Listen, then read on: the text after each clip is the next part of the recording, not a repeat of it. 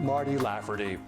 With recent reports of breaches affecting connected home thermostats and video monitoring systems, it's time for the industry to address a critical issue threatening success of the very promising Internet of Things technology movement.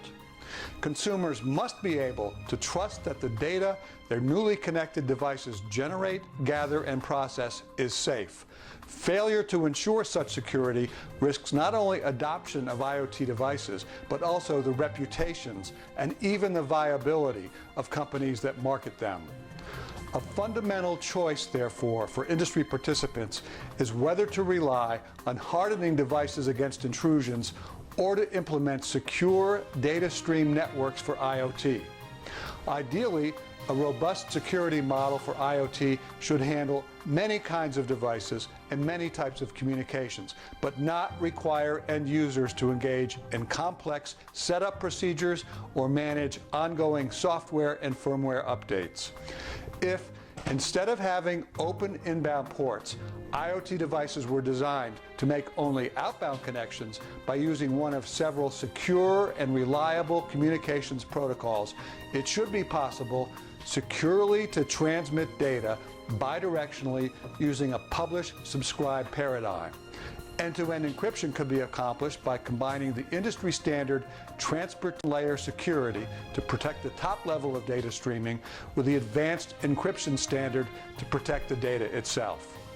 To alleviate the burden of devices having to filter out irrelevant data streams, token-based access control could be used at the network level, distributing tokens to IoT devices that would enable access to specific channels. This approach would centralize control for authorizing and managing access, as well as, if warranted, completely cutting off data streams to devices. Device presence monitoring is also critical to security and performance.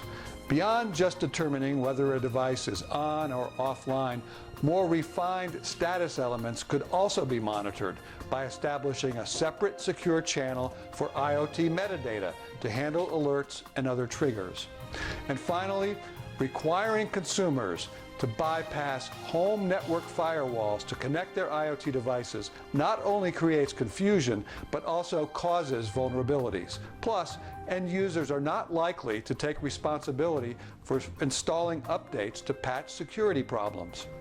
The publish-subscribe network paradigm also can solve this, using standard outbound ports to achieve a more user-friendly plug-and-play experience.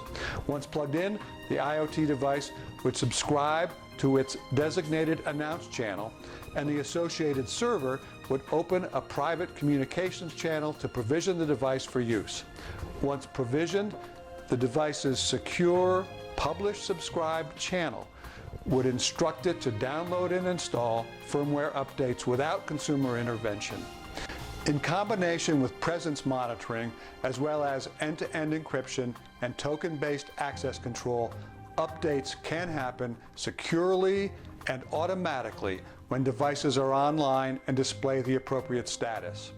Offline devices would simply pull the upgrade data from a channel cache when they reboot. We urge industry participants to explore securing the networks that transmit data to and from IoT devices rather than attempting to harden device security. This should speed time to market for new devices, increase consumer adoption, and reduce risks. Share wisely and take care.